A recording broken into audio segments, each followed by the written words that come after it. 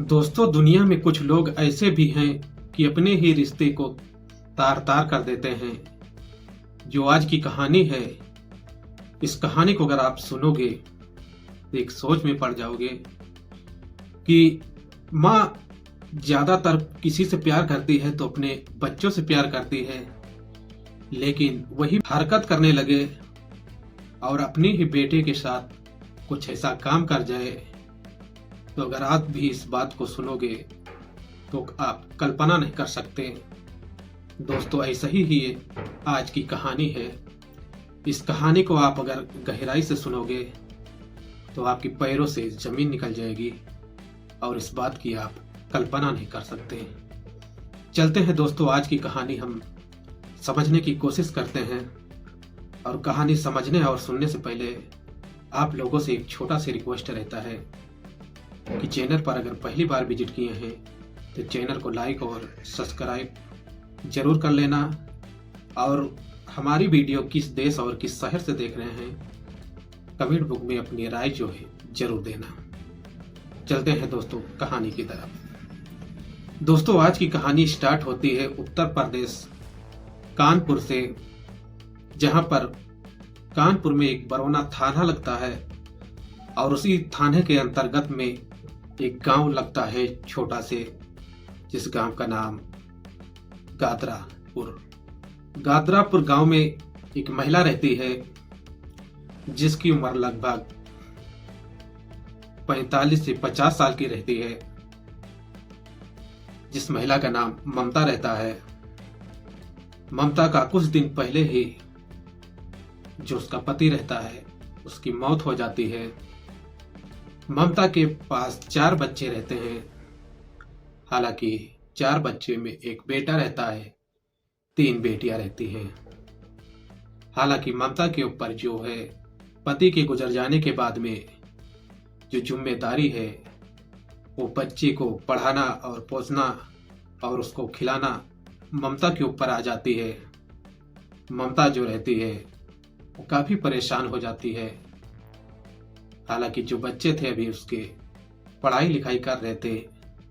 एक बच्चा था जो उसका सहारा बनने का, जिसकी उम्र लगभग 22 से 23 साल थी। हालांकि देखा जाता है दोस्तों कि ममता के दिल और दिमाग में क्या आता है कि अपने ही बच्चे के साथ में कुछ ऐसी दुर्घटना घट जाती है।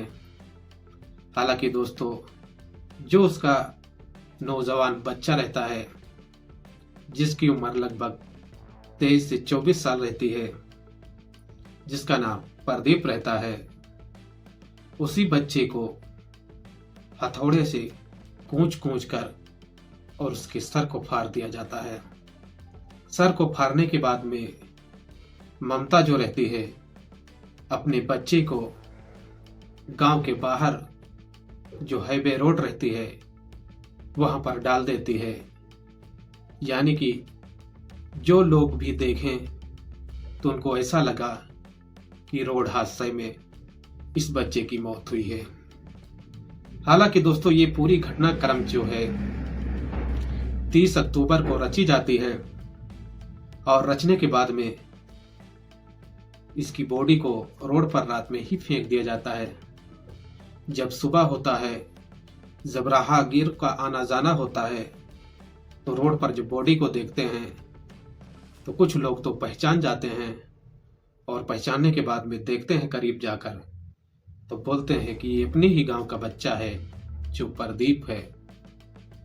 जब इसकी घर को इसकी खबर दी जाती है, जो इसकी माँ रहती है, जब इस ममता को इस बात की खबर मिलती है तो ममता जो है फूट फूट कर रोने लगती है। ऐसा लग रहा था कि इसका कातिल ममता नहीं है, कोई और है। ममता ने तो ऐसी चाल चल रही थी कि कोई भी नहीं समझ पा रहा था। लेकिन दोस्तों, कहा जाता है जब इसकी जानकारी बरौना पुलिस स्टेशन को मिलती है, पुलिस जो है इस पूरे घटनाक्रम पर पहुंचती है और बॉडी को कब्जे में लेती है और कब्जे में लेने के बाद में पोस्टमार्टम के लिए भेजी जाती है। हालांकि पुलिस जो है इस मामले को काफ़ी गंभीरता से जांच कर रही थी, लेकिन जांच में कुछ रिपोर्ट नहीं आ रही थी। हालांकि कुछ ही देर के बाद में जब पोस्टमार्टम की रिपोर्टें आती हैं तो देखा जाता है कि उसको हथौड़े से कोंच कर उसकी हत्या की गई है। हालांकि कुछ और भी डिटेल निकाले जाते हैं तो देखा जाता है कि कुछ पॉलिसी जो हैं प्रदीप कुमार के नाम पर चल रही थी और वो पॉलिसी जो है वो फाइनल हो चुकी थी और उसमें काफ़ी बड़ा रकम था जो प्रदीप की मां को मिल चुका था। हालांकि पुलिस जो है इस मामले को लेकर काफ़ी गंभीरता से जांच करने लगती है। जांच जुटाने के दौरान पर कहा जाता है कि पुलिस कैसा भी अगर केस है, अगर पुलिस अपने पर भी उतर आती है तो यह जितना बड़ा केस रहे वो पर्दाफाश कर देती है। हालांकि दोस्तों कहा जाता है कि 2 से 3 दिन गुजरते हैं और इस पूरे घटनाक्रम की जो कहानी है वो धीरे धीरे कर सामने आने लगती है। कुछ लोगों से जब संपर्क होता है, गांव के लोग, जब पुलिस पहुंचती है तो कुछ पूछताछ करती है तो पुलिस वाले को गांव वाले कुछ बताते हैं कि एक मनी नाम का लड़का रहता है इसी गांव का और उसी से जो प्रदीप की मां है ममता कुमारी, इनसे कुछ अवैध संबंध था, काफी समय से चल रहा था और इसी बात को लेकर प्रदीप कुछ बोलता था तो काफी इनके घर में जो है विवादें होता रहता था। हालांकि पुलिस को इतनी ही जानकारी मिलते ही तुरंत ही ममता को गिरफ्तार कर लेती है।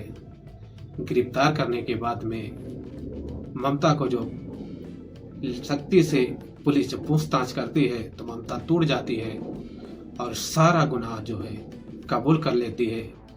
जो ममता के साथ उसका प्रेमी मनीष कुमार रहता है उसको भी गिरफ्तार किया जाता है और ये दोनों को सलाखों के पीछे भेज दिया जाता है।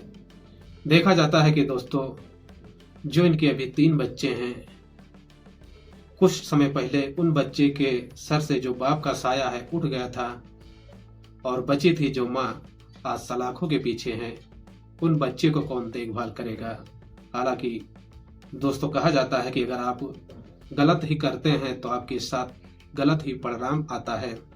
तो दोस्तों ये पूरी घटनाक्रम सुनाने का हमारा एक ही उद्देश्य रहता है कि आपको परेशान नहीं करना, बस आपको जागरूक और संकेत और सचेत करना है कि ऐसी घटनाओं से आपको सावधान रहना है।